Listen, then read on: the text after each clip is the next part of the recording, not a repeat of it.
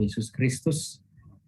Senang sekali jumpa lagi kita pada malam ke-9 di dalam pelajaran nubuatan peristiwa-peristiwa akhir zaman. Dan saat ini kita akan pelajari satu lagi pelajaran yang sangat penting tentang 7 malapetaka akhir. Beberapa hari lalu kita telah mempelajari tentang pemeteraian dan beberapa pelajaran yang penting lainnya sehubungan dengan akhir zaman. Saat ini pelajaran yang penting lagi adalah 7 malapetaka akhir, ya. Semalam kita telah belajar tipu daya setan, bagaimana setan menipu umat-umat Tuhan, dan dia boleh menyaru berupa Kristus palsu, guru-guru palsu, ajaran-ajaran sesat, ya, sehingga umat Tuhan dapat tersesat. Tapi kita dipanggil Tuhan untuk keluar dari ajaran-ajaran sesat, ya. Kita harus tinggalkan dosa-dosa kita.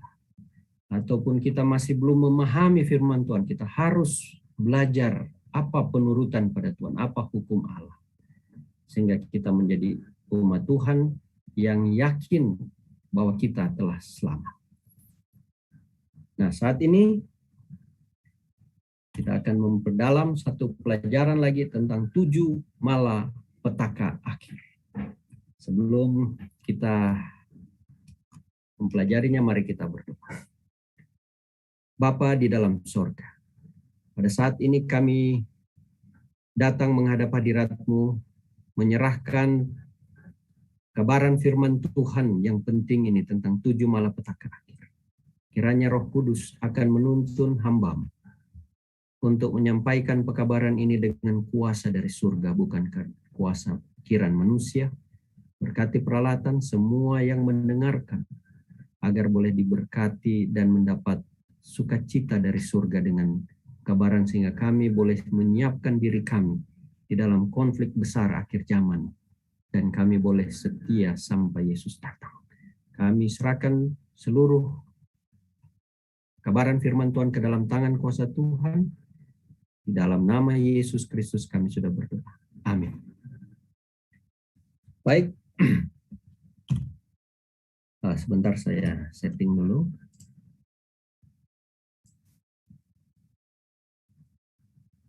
Oke.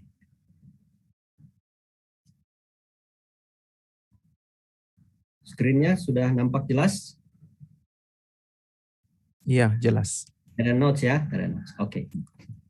Baik, saudara-saudara, jika kita melihat di sekitar kita, ada beberapa peristiwa yang dramatik sedang terjadi. Banjir, kebakaran, gempa bumi, taifun, peperangan.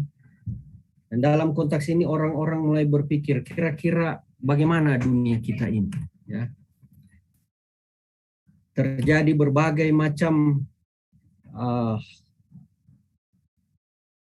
gempa bumi, kebakaran hutan di berbagai negara. Bahkan beberapa saat barusan ini di Australia, di Amerika, ya, terbakar hutan dan jutaan hektar hancur.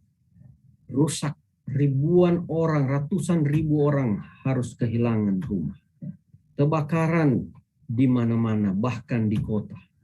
Kebanjiran, baik di Indonesia, di Malaysia juga saya melihat di beberapa berita, ya, dan membuat banyak kerugian. Saya ada satu video di sini bagaimana peristiwa gempa tahun 2015 terjadi di Sabah. Di Kinabalu. Orang benar-benar takut, mau mati rasanya. Mungkin saudara-saudara pun merasakan yang Sabah atau yang di beberapa bagian karena gempa bumi, dan ada beberapa bagian yang rusak di Gunung Kinabalu.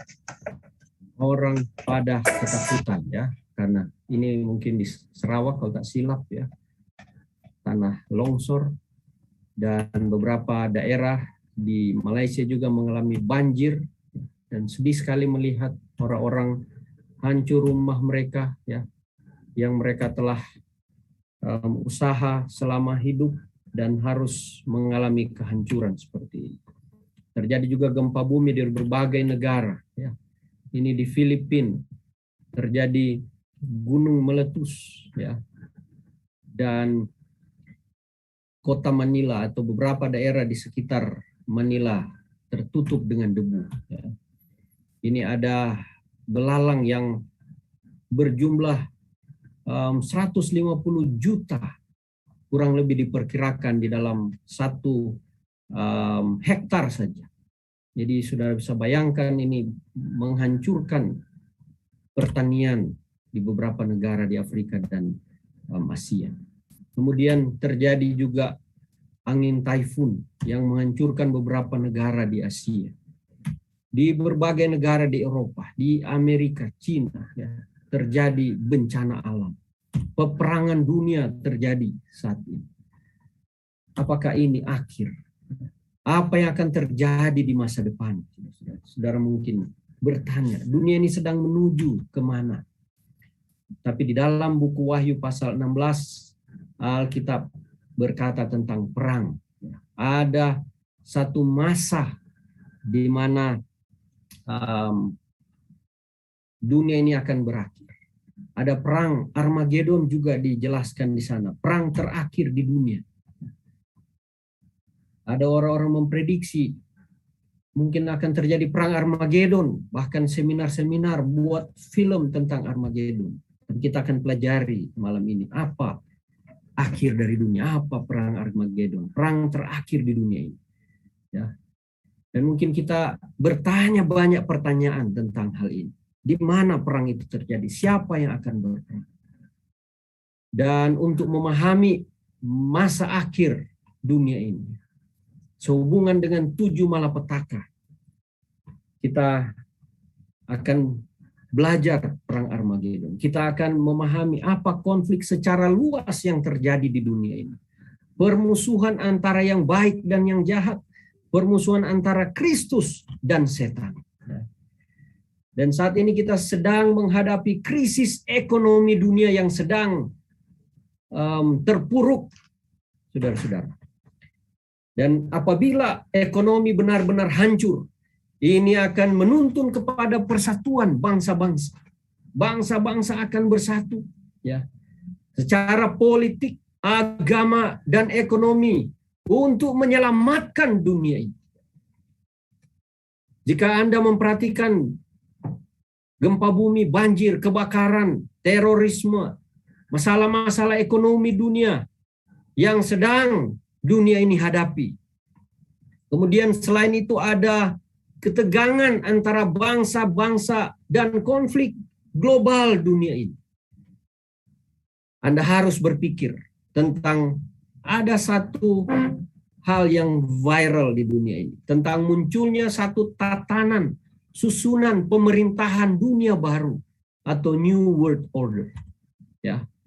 Anda juga mungkin berpikir jika masalah ekonomi, pertikaian global, bencana alam akan menuntun satu koordinasi atau penyatuan kerjasama antara bangsa-bangsa.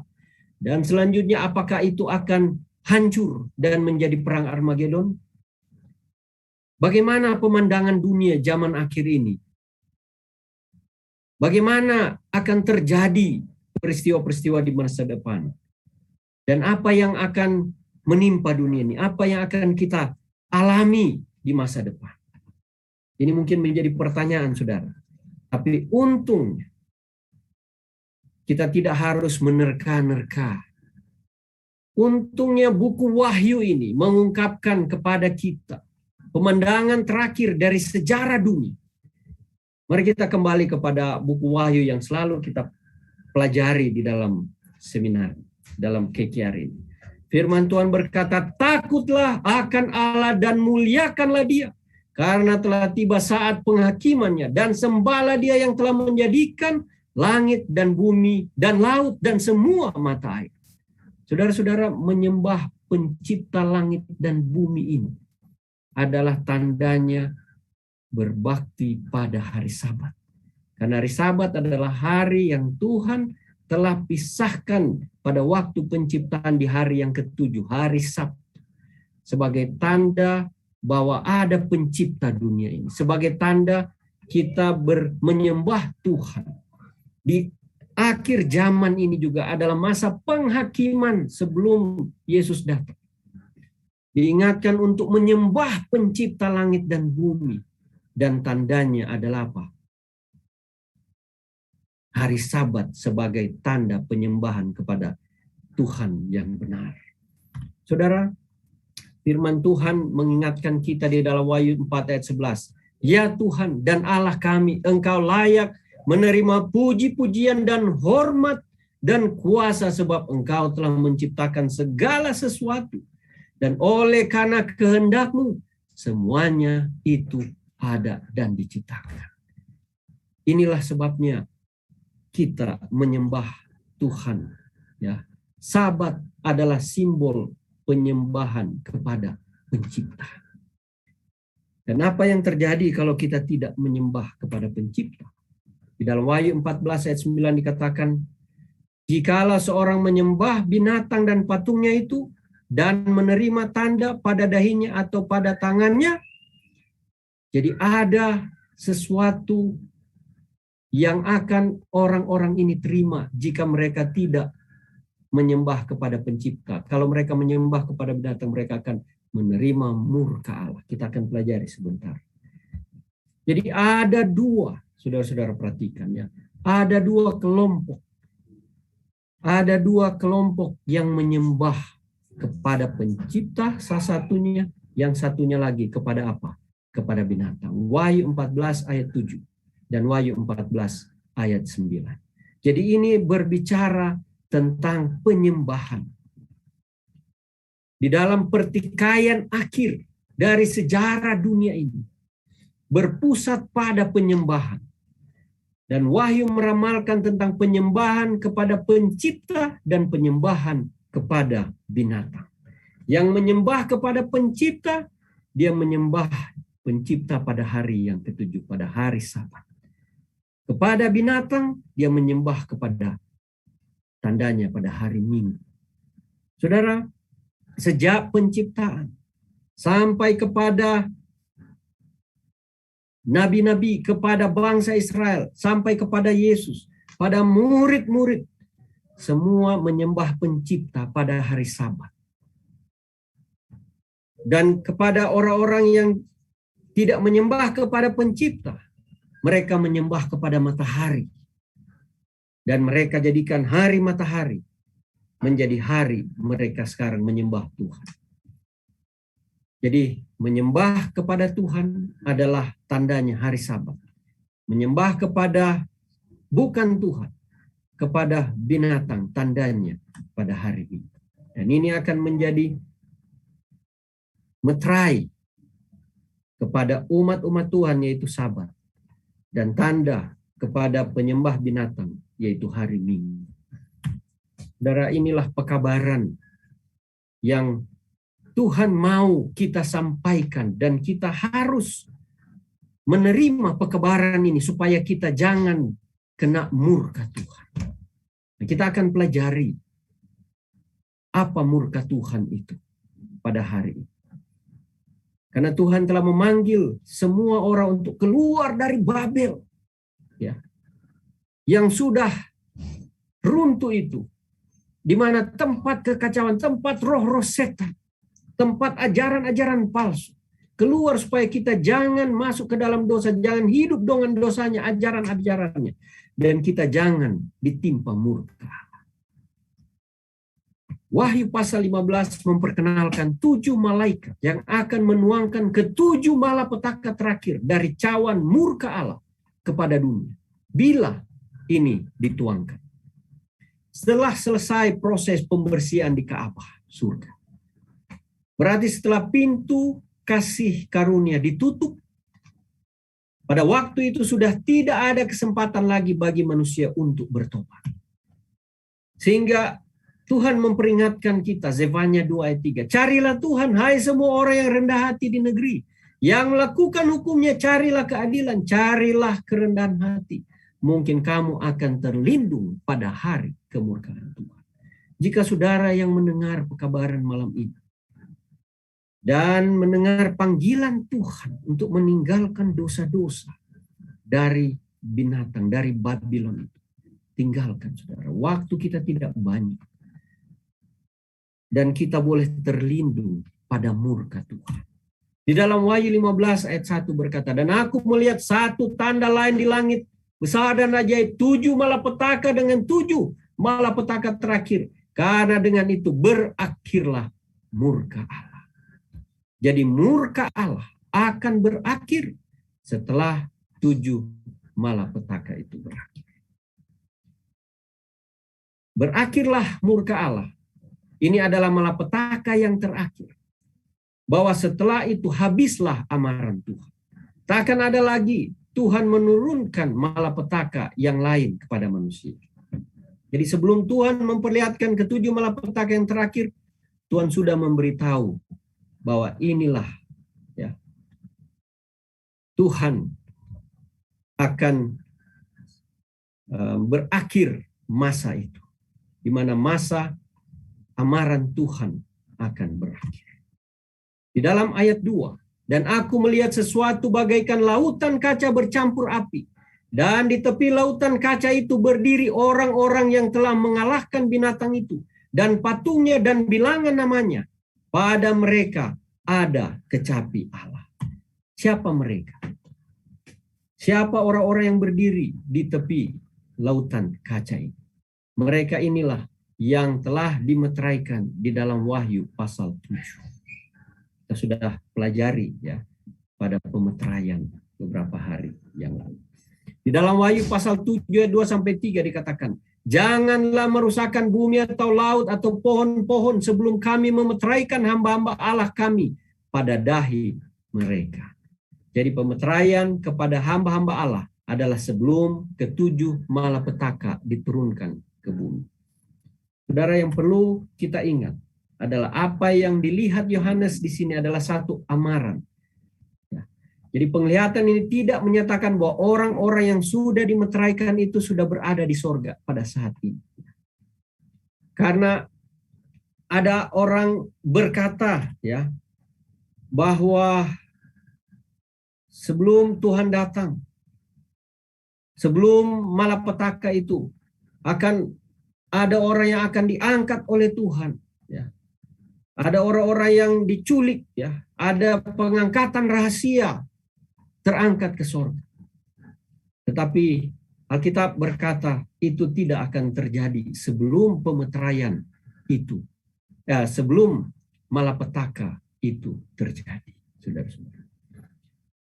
Dan Yohanes dibawa ke masa depan. Ya. Saat Kristus sudah menjemput umat tebusannya dan membawa mereka ke surga. Dengan ini Tuhan mau memberitahukan bahwa nasib mereka yang patuh kepadanya dan yang tidak mau menerima tanda binatang atau menyembah patung si naga sudah jelas. Keselamatan mereka akan dipastikan pada waktu mereka dimeteraikan. Wahyu 7 ayat 14 berkata, mereka ini adalah orang-orang yang keluar dari kesusahan besar. Jadi kalau ada kelepasan dari umat Allah dari kesusahan yang besar, berarti umat Allah ini adalah orang-orang yang masuk ke dalam kesusahan yang besar. Saudara-saudara, mungkin saat ini kita sedang mengalami kesusahan besar juga. Mungkin saudara sedang mengalami masalah ekonomi. Mungkin saudara-saudara sedang mengalami sakit penyakit. Mungkin saudara sedang mengalami konflik keluarga. Mungkin masalah pekerjaan. Mungkin saudara harus mengalami penganiayaan oleh karena saudara memelihara iman. Berbakti pada hari Sabat. Ataupun karena saudara setia kepada Tuhan di dalam menyucikan hari Sabat. Saudara mengalami kesusahan, mengalami masalah dengan pekerjaan, dan berbagai cobaan, ujian yang sedang saudara alami. Kekurangan uang, masalah kedukaan, dan berbagai beban hidup yang saudara harus tanggung yang orang tak pahami. Karena saudara ikut Tuhan, setan menganiaya saudara. Orang-orang lain menganiaya saudara-saudara. Inilah penderitaan yang umat-umat Tuhan alami. Ada orang katakan, oh kalau sudah ikut Yesus, saudara akan menjadi kaya raya. Saudara akan hidup, tidak ada masalah, nyaman. Karena mereka tidak mengajarkan penurutan kepada hukum. Sehingga mereka merasa nyaman dengan dosa. Mereka merasa diajar, yang penting berdoa saja, menyanyi saja. Dan tidak diajarkan untuk meninggalkan dosa. Untuk bergumul dengan dosa. Untuk menurut hukum-hukum Allah. Banyak orang mengajarkan kasih karunia yang murahan seperti ini. Sehingga orang-orang hidup di dalam dosa terus. Dan mereka berada di dalam kegelapan. Saudara-saudara, saudara dan saya lah yang disebutkan di dalam pemeteraian ini. Orang-orang yang telah keluar dari kesusahan yang besar, tetapi tetap mempertahankan iman saudara. Mungkin saudara sekarang sedang menangis karena iman. Saudara sedang menderita, bergumul karena ikut Tuhan. Bertahan, saudara-saudara. Karena kesusahan besar, saudara, ada penjaga kita. Ada Yesus yang sedang melindungi saudara. Ada Tuhan yang sedang bergumul dengan saudara-saudara. Ketika saudara menangis, Yesus pun menangis. Roh Kudus pun bersedih, malaikat. Tetapi ada kuasa ini yang bersama dengan saudara yang ingin menolong saudara. Untuk keluar dari kesusahan yang dibuat oleh setan ini untuk melemahkan iman saudara. Untuk menjatuhkan saudara, untuk menarik saudara masuk ke dalam kebinasaan. Masuk ke dalam neraka dengan setan. Saudara, ada Yesus yang menolong saudara. Ada Roh Kudus yang sedang menghibur saudara. Inilah umat-umat yang melalui kesusahan besar. Tapi saudara-saudara akan keluar menjadi pemenang. Tetap bertahan di dalam iman. Mazmur 91 ayat 2-16 adalah janji Tuhan kepada saudara-saudara saat ini, malam ini. Untuk melalui ketujuh malapetaka. Dan saudara tidak akan tertimpa tujuh malapetaka ini. Amin. Janji Tuhan saya akan ringkaskan. Di mana di dalam tujuh malapetaka akan terjadi sakit sampar yang busuk, kedahsyatan malam yang mengerikan, panah yang terbang siang malam, penyakit sampar. Ya, di mana orang akan mengalami segala macam penderitaan. Ya, penyakit menular mengamuk, tapi saudara akan terbebas dari sana. Malapetaka tidak akan menimpa kamu. Kamu akan dileputkan oleh Tuhan, akan membentengi hidup. Dia akan menyertai engkau di masa kesesakan ketika dunia ini ditempa kesusahan. Saudara akan dilindungi oleh Tuhan. Saat ini saudara lagi dalam penderitaan ya, yang besar. Tapi tidak usah takut. Jangan pernah menyerah dengan iman, saudara. Hari ini hari terakhir kita berjuang dalam bergumulan kita untuk menang bersama dengan Tuhan. Ada perlindungan. Betapa indahnya janji Tuhan. Kita tidak perlu takut, saudara-saudara. Ya. Karena dia menyertai kita dalam kesesakan. Baik kesesakan saat ini maupun kesesakan nanti akan ditimpakan ke dunia. Dunia sekarang sedang menimpa kita. Setan sedang menimpa kita. Orang-orang jahat sedang dipakai Tuhan untuk membuat kita menderita. Tetapi jangan takut. Ada Tuhan yang menolong kita. Dan Tuhan juga yang akan melepaskan kita pada malapetaka yang akan tertimpa kepada dunia. Tapi kita akan diluputkan dari malapetaka. Dan kita akan apa? Memiliki hidup yang kekal. Wahyu 15 ayat 3. Dan mereka menyanyikan nyanyian Musa. Ya. Saudara, kalau kita ingat kisah Musa. Bagaimana orang-orang Israel ketika mereka berada di Mesir, mereka adalah hamba-hamba, ya, orang rendahan. Mereka berada di tempat negara Mesir yang penyembah berhala. Mereka menderita di sana, hidup dalam penderitaan, kesusahan. Tetapi pada masa 10 malapetaka datang kepada orang-orang Mesir, orang-orang Israel yang setia, yang dibenterai. Ada perlindungan Tuhan yang ajaib. Demikianlah perlindungan itu akan diberikan kepada saudara-saudara. Saudara akan menyanyikan nyanyian Musa itu, ya. Saudara tidak akan takut, ya. Kita akan memuliakan Tuhan pada waktu dunia ini sedang ditimpa malapetaka.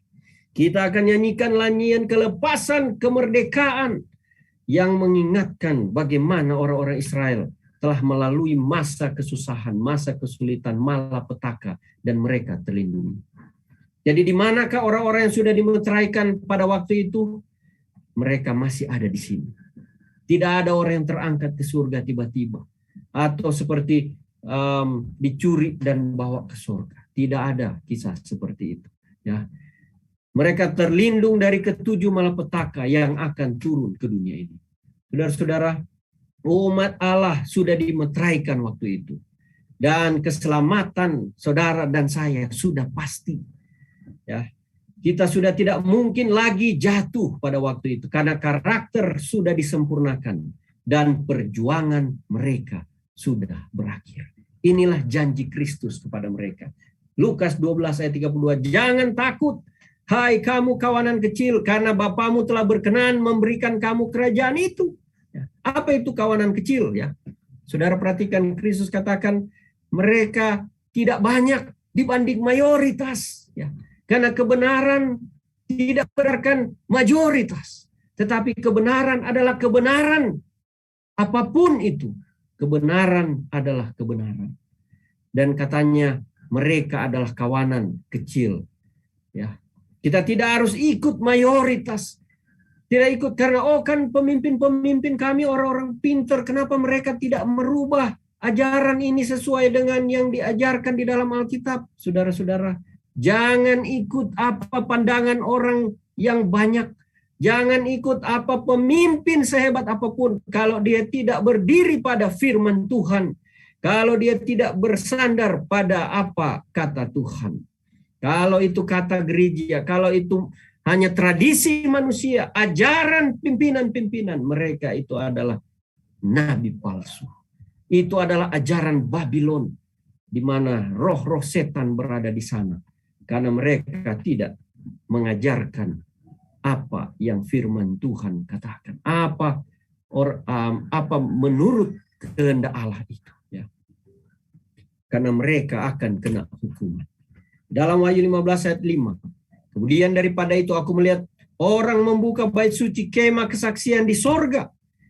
Dalam ayat 6 berkata, dan ketujuh malaikat dengan ketujuh malapetaka keluar dari bait suci, berpakaian lenan yang putih, bersih dan berkilau-kilauan, dan dadanya berlilitkan ikat pinggang emas.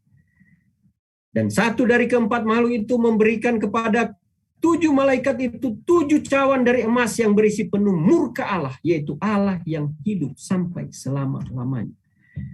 Dan seorang pun tidak dapat memasuki bait suci sebelum berakhir ketujuh malapetaka dari ketujuh malaikat itu. Jadi saudara-saudara, penglihatan Yohanes sekarang beralih ke bait suci di surga.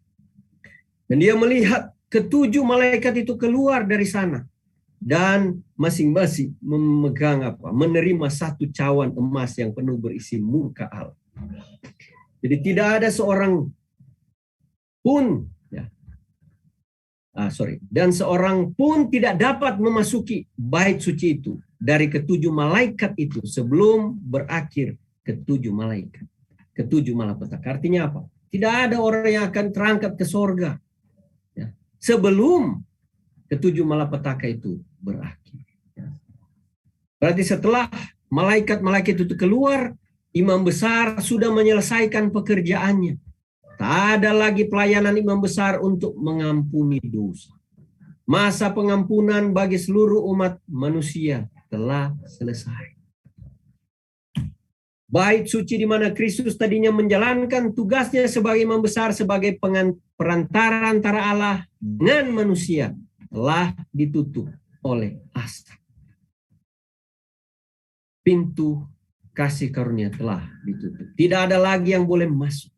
Pekerjaan Kristus sebagai perantara sudah selesai. Pemeriksaan atas setiap manusia sudah selesai. Masa penghakiman sudah selesai. Yang dosanya sudah diampuni, catatannya dihapuskan. Yang dosanya belum diampuni, sudah tidak bakal diampuni selamanya. Nasib setiap manusia, baik yang sudah mati maupun yang masih hidup, sudah ditentukan. Tidak ada lagi yang bisa berubah. Jadi saudara-saudara, boleh saya mengatakan, di mana masa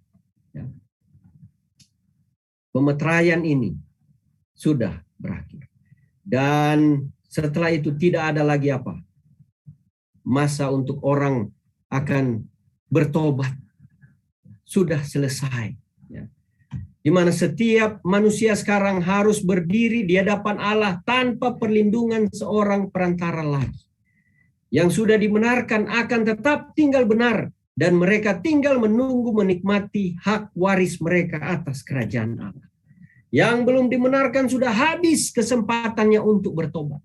Pintu kasihan, pintu kasih karunia telah ditutup. Mereka sudah tidak akan bisa dibenarkan lagi.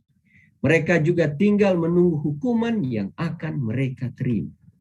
Di dalam Wahyu 22 ayat 11 berkata, barang siapa yang berbuat jahat, biarlah terus berbuat jahat. Barang siapa yang cemar, biarlah terus berbuat cemar. Barang siapa yang benar, biarlah terus berbuat kebenaran. Barang siapa yang kudus, biarlah ia terus menguduskan dirinya. Kemudian di dalam Wahyu 16 ayat 1 berkata, dan aku mendengar suara yang nyaring dari dalam bait suci berkata kepada ketujuh malaikat itu, pergilah dan tumpahkanlah ketujuh cawan murka Allah itu ke atas bumi. Kita akan lihat apa ketujuh murka Allah ini, ketujuh malapetaka ini. Yang pertama adalah bisul, Wahyu 16 ayat 2. Bisul yang jahat dan yang berbahaya. Saudara, saya tidak tahu kalau saudara pernah kena bisul. Saya pernah kena bisul waktu saya kecil ya. Sekali. Sakit luar biasa, saudara. Satu bisul. Aduh, mau duduk sakit ya di belakang soalnya. Mau berdiri sakit sehingga saya tak dapat pergi sekolah karena bisulnya itu sakit sekali. Hanya satu. Ya. Dan ini bisul yang jahat yang berbahaya. Mungkin banyak di tubuh orang akan menerimanya dan itu akan sangat sakit sekali. Pada semua orang yang memakai tanda dari binatang itu dan yang menyembah patungnya yang akan mendapatkan bisul-bisul ini. Saudara-saudara. Bukan kepada orang yang menyembah pencipta langit dan bumi dan tandanya adalah hari Sabat. Perhatikan bahwa di sini diulangi lagi siapa yang mendapat curahan malapetaka itu, yaitu semua orang yang memakai tanda binatang itu, dan tanda binatang adalah beribadah kepada Tuhan pada hari Minggu. Hari yang pertama sebagai ganti hari yang ketujuh. Kemudian kedua, dan yang menyembah patungnya. Patung adalah institusi keagamaan yang berada di dalam institusi denominasi-denominasi. Ajaran agama yang tidak menurut hukum-hukum Allah, yang tidak meninggikan hukum Allah, yang mengajarkan kasih karunia yang murahan, yang ikut saja, percaya saja sama Yesus, tidak perlu menurut perintahnya. Merekalah ini keagamaan institusi yang disebut menyembah patung. Yang dibekali kekuasaan pemerintahan untuk mengharuskan semua orang mematuhi pemerintahan. Yang mana agama dan pemerintahan menjadi satu. Dan memaksakan ajaran agama ini kepada umatnya. Menyembah patung berarti tunduk dan patuh kepada apa yang diperintahkan patung tersebut. Dan yang dikatakan, dan karena ini adalah patung dari naga itu, maka samalah artinya dengan tunduk dan melakukan apa yang diperintahkan naga, ular, setan itu. Di antaranya menguduskan hari Minggu. Jadi setanlah dibalik semuanya ini, menggunakan sistem keagamaan, sistem negara yang menjadi satu, kemudian memaksakan mengajarkan ajaran hari Minggu ini. Dampak wabah seperti itu akan menutup sekolah, pabrik, toko, ya, kedai, rumah sakit akan dipenuhi oleh orang-orang yang mencari pengobatan, tapi kebanyakan dokter dan perawat akan mengalami penderitaan yang sama, yang juga menyembah kepada binatang yang sama itu. Tidak ada lagi yang akan bertobat, saudara-saudara. Sudah termeterai kita pelajari tadi.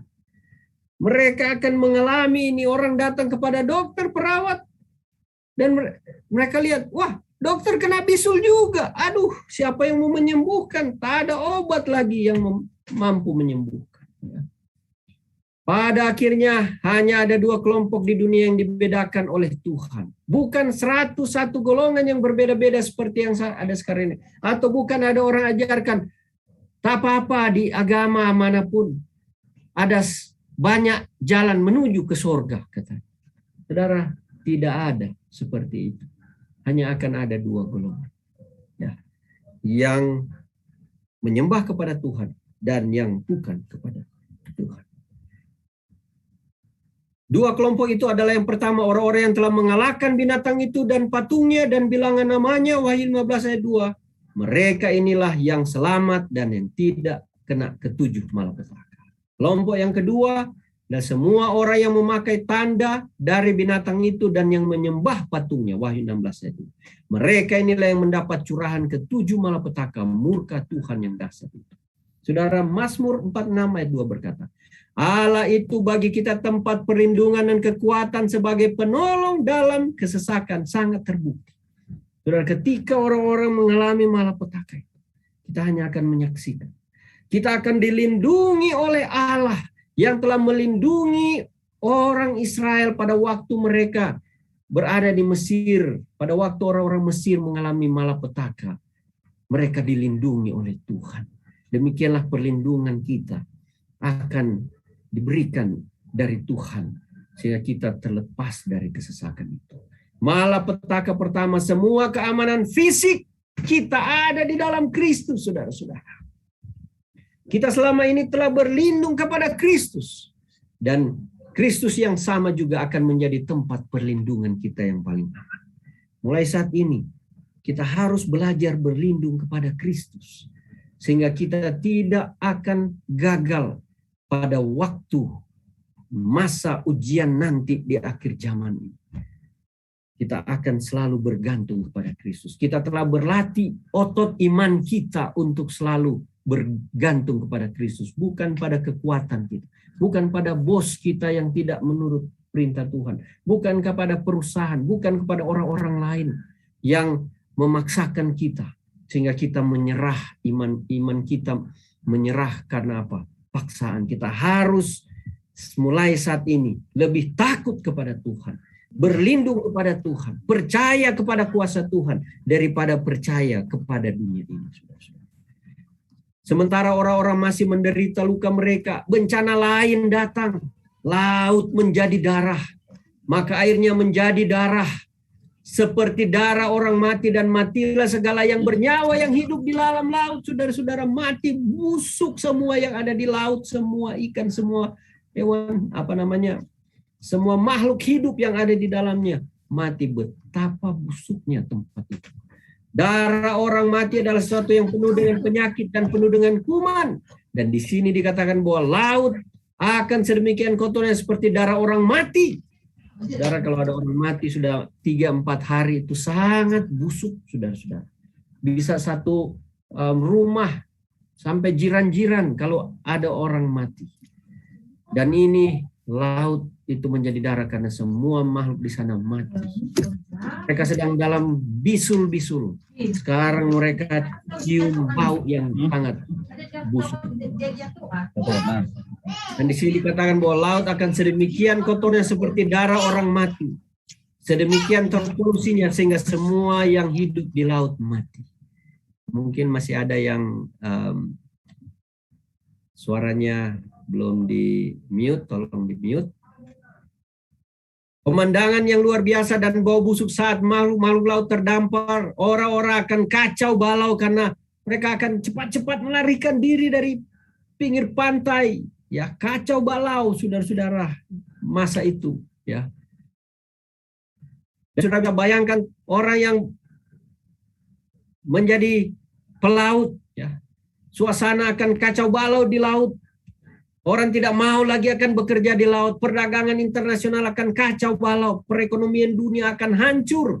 Tak ada lagi yang akan berlayar. Pantai dipenuhi dengan hewan mati, dengan bau busuk. Orang berkata bahwa Anda lebih baik menggunakan tanda binatang itu atau Anda tidak dapat membeli atau tidak dapat menjual sekarang ini, saudara-saudara. Mereka mengatakan semua keamanan ekonomi ada dalam kekuatan binatang. Tapi apa yang dikatakan malapetaka kedua tadi, bahwa kuasa binatang bisa memberikan keamanan ekonomi, tetapi sekarang seluruh dunia berada dalam kekacauan. Mereka mau bergantung hanya kepada kuasa itu. Mereka percaya akan kuasa itu dapat memberikan pertolongan keamanan ekonomi. Tapi saat ini dunia berada dalam kekacauan. Mereka tak dapat lagi bergantung kepada kuasa itu. Tulah pertama, semua keamanan fisik kita ada di dalam Kristus. Tulah atau malapetaka ini, ya. Semua keadaan ekonomi kita ada di dalam Kristus.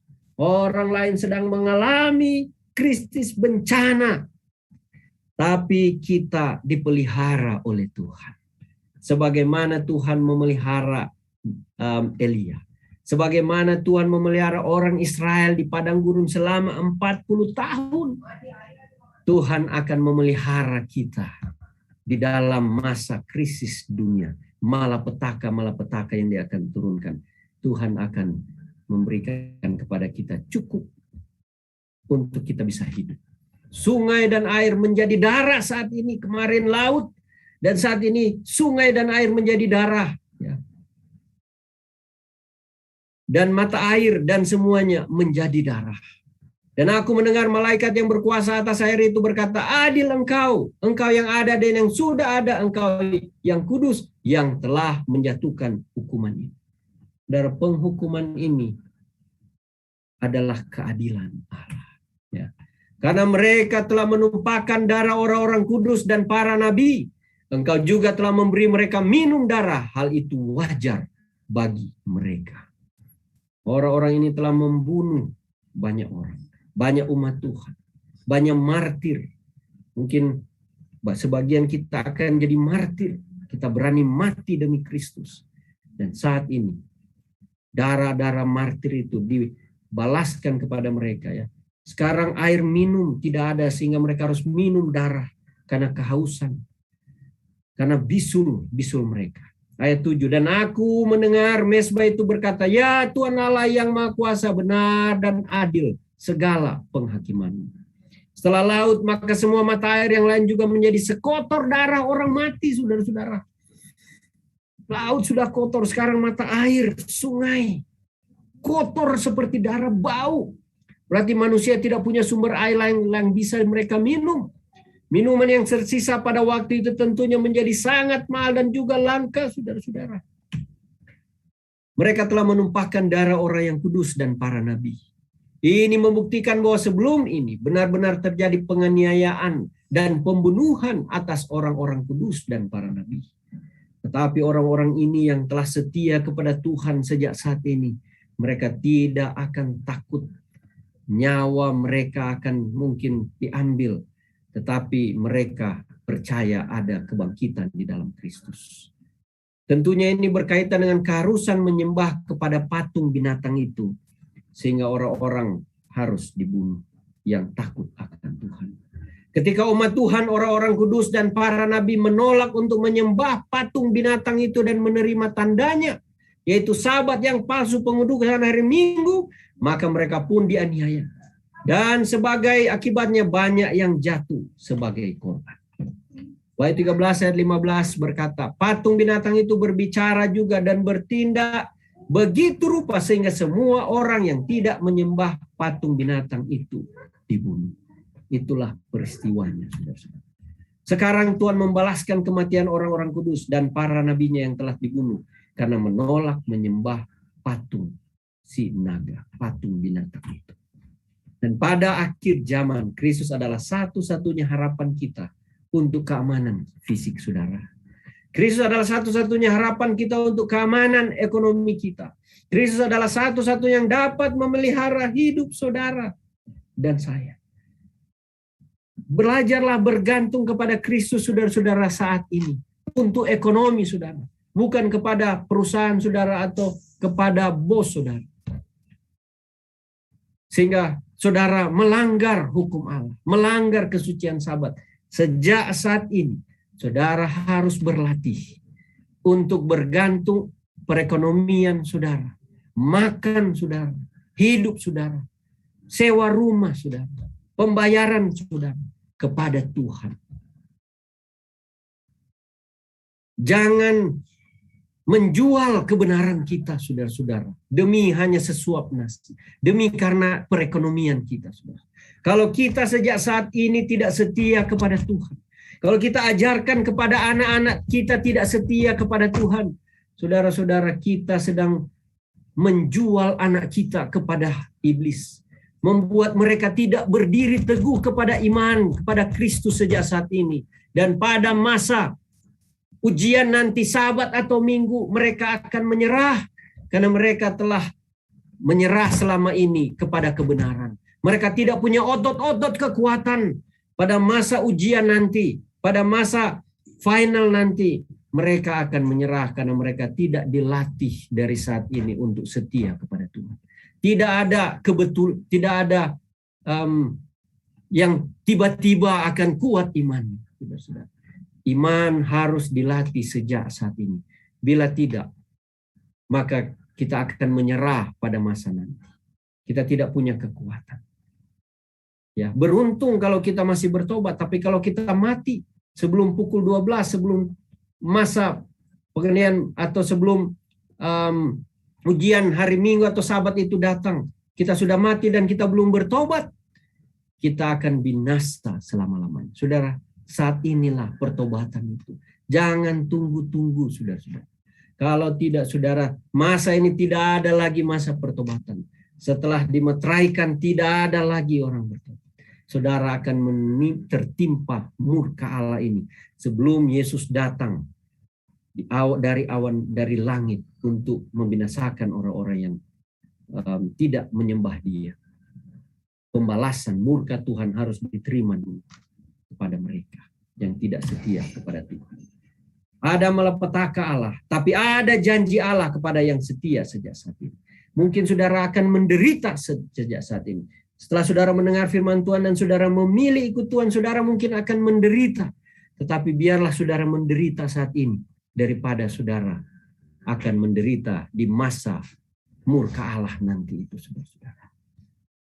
Biarlah kita bergumul saat ini dan menang dari dosa. Menang dari pencobaan-pencobaan. Tapi kita memperoleh jaminan hidup kekal.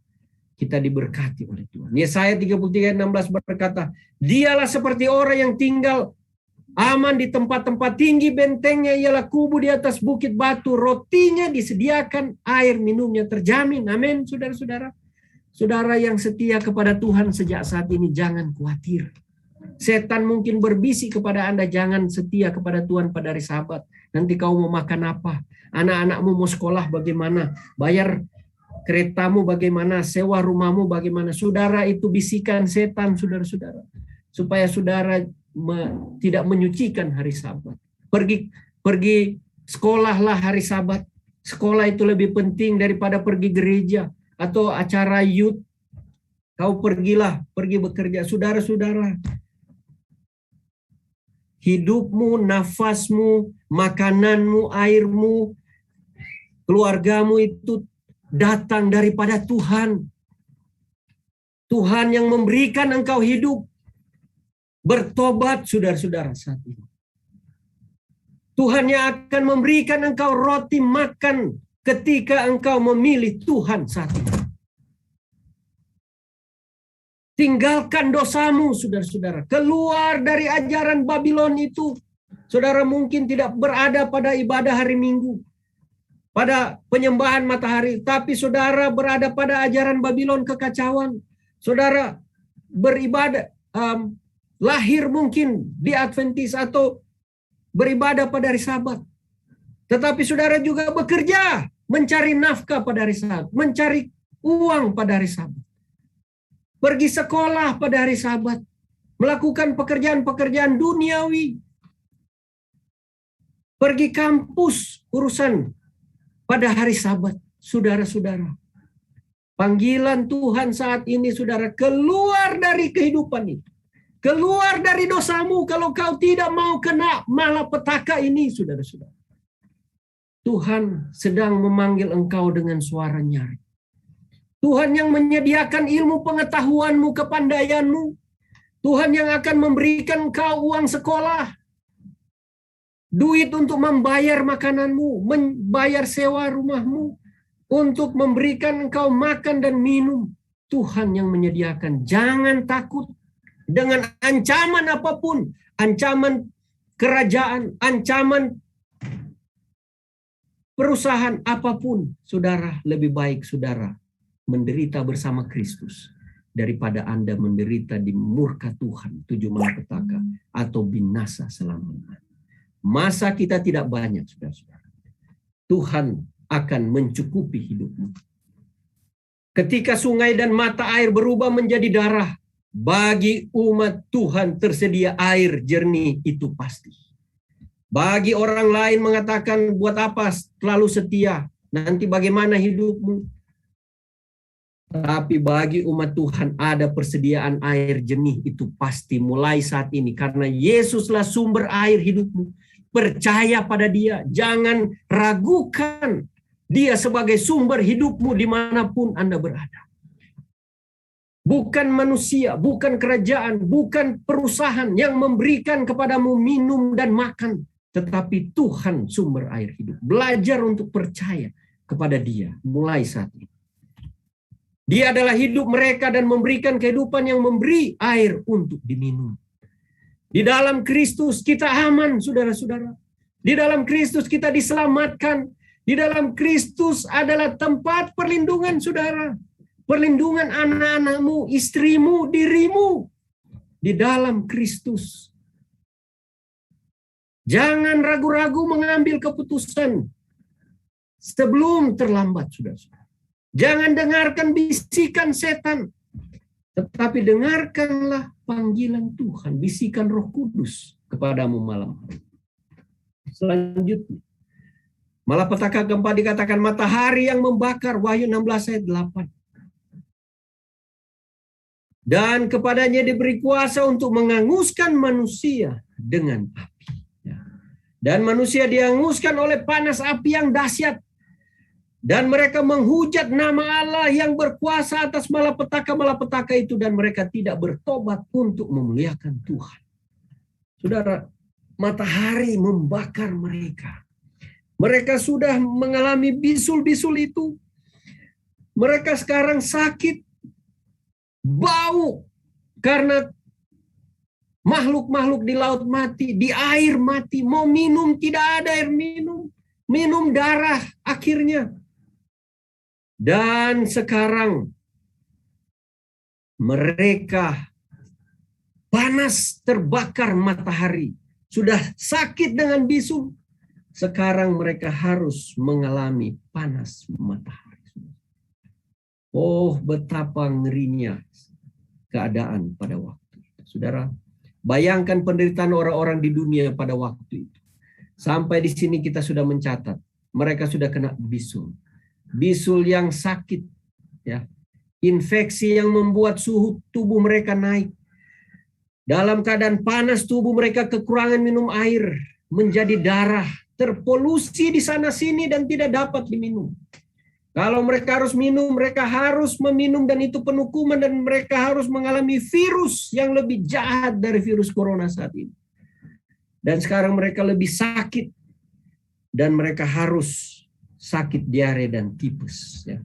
Belum lagi kerusuhan yang timbul akibat orang-orang berebutan untuk mendapatkan minuman dan makanan yang langka. Saudara-saudara.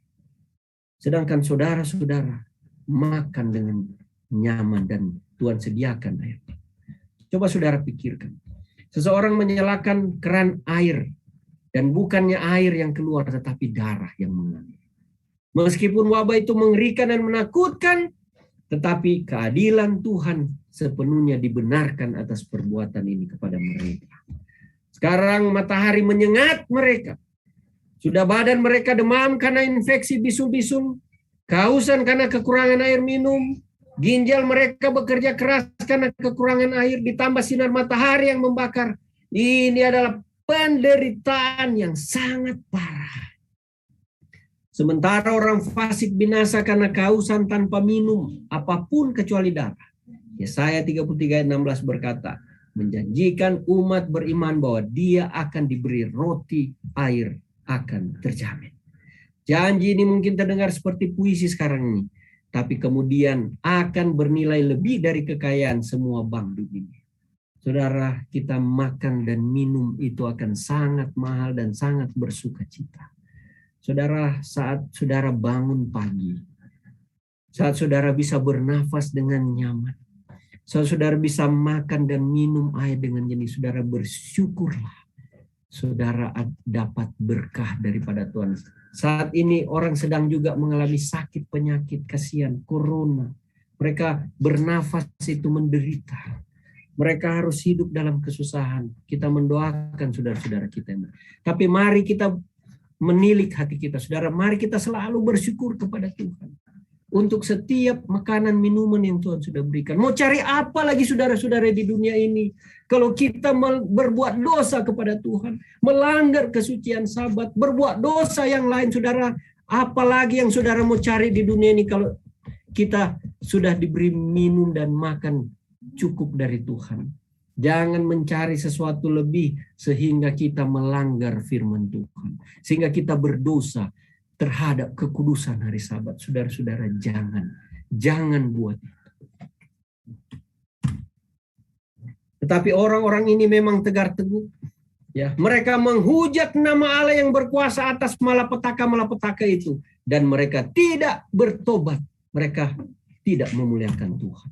Malapetaka mengungkapkan bahwa mereka telah mempercayai sumber yang salah. Selama ini mereka percaya pada sumber yang salah dan tidak mau bertobat. Mereka mendengar berita yang salah, ajaran yang salah. Mereka tetap mengikuti daripada mendengar nasihat pendeta. Daripada mendengar firman Tuhan yang dihotbahkan pendeta di mimbar. Teguran-teguran melalui KKR. Kadang sudah keras telinga. Ya. Puji Tuhan jika saudara bertobat malam ini. Panggilan Tuhan untuk saudara. Di tulah keempat, matahari membakar mereka. Selama berabad-abad telah terjadi konflik mengenai penyembahan matahari. Di hari-hari terakhir akan ada konflik tentang penyembahan kepada pencipta pada hari Sabat dan hari matahari. Di malapetaka kelima, ini mengatakan semua penyembahan sejati ada di dalam Kristus. Sembahlah Sang Pencipta. Jangan menerima sistem ibadah palsu. Semua penyembahan yang benar ada di dalam Kristus. Jangan benar ajaran-ajaran palsu. Mungkin di dalam gereja, sesama anggota, melemahkan iman saudara. Ya. Mengajarkan saudara untuk tidak setia.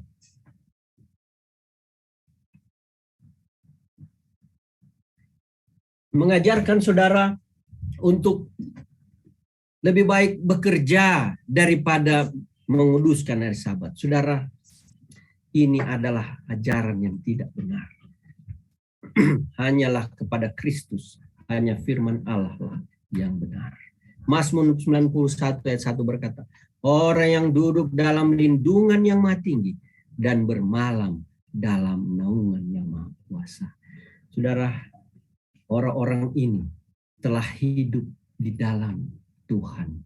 Mereka selama ini berlindung kepada Tuhan daripada percaya kepada manusia. Mereka bergantung bersandar hanya kepada Tuhan. Baik mereka dalam keadaan senang maupun mereka berada dalam keadaan susah. Baik mereka sedang sukses maupun mereka lagi jatuh karir, jatuh bisnis. Mereka tetap berlindung kepada Tuhan. Mereka tidak pernah mengkhianati Tuhan. Mereka tidak pernah menyakiti Tuhan. Mereka tidak pernah melanggar kekudusan hari Sabat. Mereka tidak pernah menyakiti Tuhan dengan berbuat dosa yang menyakiti Tuhan. Luar biasa. Inilah orang-orang yang akan terlindung di dalam Tuhan. Malapetaka dan janji ini. Kita tinggal di dalam Kristus. Kita beristirahat di dalam Kristus. Malapetaka ini tidak menimpa kita. Di dalam Kristus kita aman, saudara-saudara. Mereka tidak bisa menyentuh kita. Malapetaka ini tidak akan menyentuh saudara dan saya. Kita berada di bawah bayang-bayang yang maha kuasa. Ketika malapetaka keempat ini menelan saudara. Menelan orang-orang lain. Mazmur 91 ayat 2 berkata, aku akan berkata kepada Tuhan, tempat perlindunganku dan kubu pertahananku, Allahku yang kupercaya. Amin, saudara-saudara. Mari kita selalu berlindung kepada Tuhan sejak saat ini. Di dalam masalah apapun, saudara-saudara, percaya, berlindung kepada Tuhan. Dia maha kuasa. Dia punya banyak cara untuk menyelamatkan, menolong kita. Tuhan memiliki sekelompok orang yang percaya kepadanya.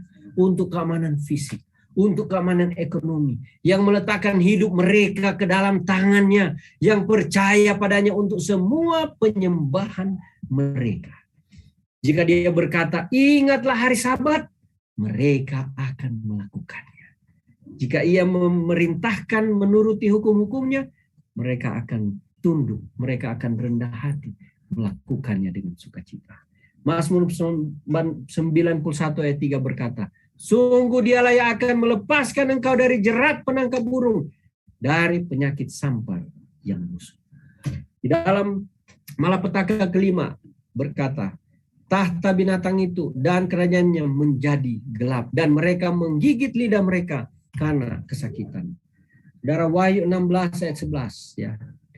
Dikatakan, di manakah tahta binatang itu dan kerajaannya? Binatang itu adalah naga. Dan secara fiat tahtanya ada di Roma. Tetapi kerajaannya adalah seluruh dunia ini. Kecuali sejumlah kecil umat Allah yang tidak mau menyembahnya. Allah huruf besar ya ini. Yaitu kawanan kecil yang takut menurut hukum Allah dan yang mengasihi Yesus di dalam hidupnya. Cahaya, saudara-saudara, adalah simbol kebenaran, pengetahuan spiritual, rohani, dan kebijaksanaan. Mereka telah melihat ke binatang itu untuk mendapatkan terang dan kebenaran, tetapi kerajaan binatang itu dipenuhi dengan kegelapan. Inilah orang-orang yang telah hidup di dalam kegelapan, dan sekarang mereka akan hidup dalam kegelapan. Karena mereka telah memandang kepada binatang itu, sumber kegelapan yang mereka pikir adalah terang untuk mereka. Membicarakan tentang apa semua ini, kegelapan di tahta binatang itu. Artinya apa, saudara-saudara? Apa kegelapan tentang binatang ini? Apa semua yang berhubungan dengan binatang ini?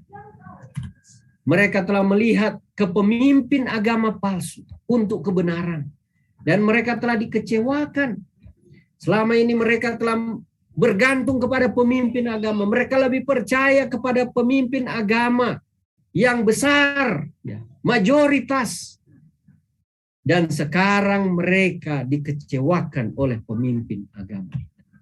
Para pemimpin agama duniawi yang mereka cari kebenaran hanyalah simbol dari kegelapan rohani yang lebih dalam yang telah mereka ikuti selama ini. Malapetaka ini secara harafiah. Luka-luka yang mereka alami itu harafiah, literal. Lautan itu harafiah menjadi darah. Sungai dan air benar-benar menjadi darah. Malapetaka keempat dengan matahari yang membakar manusia secara harafiah. Malapetaka kelima, kegelapan di tahta binatang itu secara harafiah. Kegelapan literal di atas tahta binatang. Itu adalah seruan bagi saudara dan saya bahwa semua terang hanya ada di dalam Kristus. Mazmur 119 ayat 105 berkata, firman-Mu itu pelita bagi kakiku dan terang bagi jalanku. Yohanes 8 ayat 12 berkata, akulah terang dunia. Barang siapa mengikuti aku, ia tidak akan berjalan di dalam kegelapan. Saudara bisa melainkan ia makan akan dan hidup. minum air dengan Ia akan saudara mempunyai Yesus. terang hidup. Jika Anda menginginkan keamanan fisik, ekonomi, hidup Anda terpelihara, penyembahan yang benar, datanglah kepada Kristus. Jika Anda menginginkan kebenaran dan bukan kepalsuan, terang dan bukan kegelapan, menjauhlah dari sistem gereja manapun yang mengajarkan kegelapan dan datanglah kepada Kristus terang itu. Dan malapetaka ke-6, inilah Armagedon itu. Kata Armagedon berasal dari akar kata Ibrani har dan Megiddo, yang berarti gunung pembantaian. Ya, inilah tempatnya, saudara-saudara. Jadi sebenarnya tidak ada tempat nyata yang bernama Armagedon itu. Benar, di zaman Alkitab ada sebuah lembah ya di sebelah utara Yerusalem yang disebut Megiddo dalam Hakim-Hakim 5 ayat 19. Tempat itu adalah seringkali menjadi kawasan pertempuran antara Israel yang dikepung oleh musuh-musuh.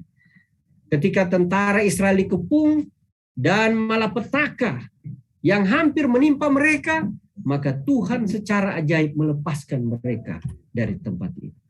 Dan dalam pertempuran Armagedon, ya, di mana semua kekuatan neraka, semua kekuatan kejahatan di akhir zaman akan berfokus kepada umat Allah untuk menghancurkan mereka. Ya, orang-orang ini akan mencari umat Allah karena malapetaka yang sedang menimpa mereka. Ya. Dalam pertempuran Armagedon, pasukan Tuhan di langit akan datang, ya, datang dari surga untuk membebaskan umatnya dan menghancurkan orang-orang yang jahat. Pertempuran Armagedon ini bukanlah pertempuran di bumi, saudara-saudara. Meskipun mungkin ada konflik fisik yang mengarah ke sana. Ini adalah penaklukan terakhir Kristus dan tentara surga terhadap kuasa neraka dan kejahatan. Ini adalah perang terakhir di bumi. Kalau kita melihat ke ayat 19 ya, dari Wahyu pasal 16, kita melihat bahwa yang dihancurkan oleh perang Armagedon ini adalah Babel, kota besar itu.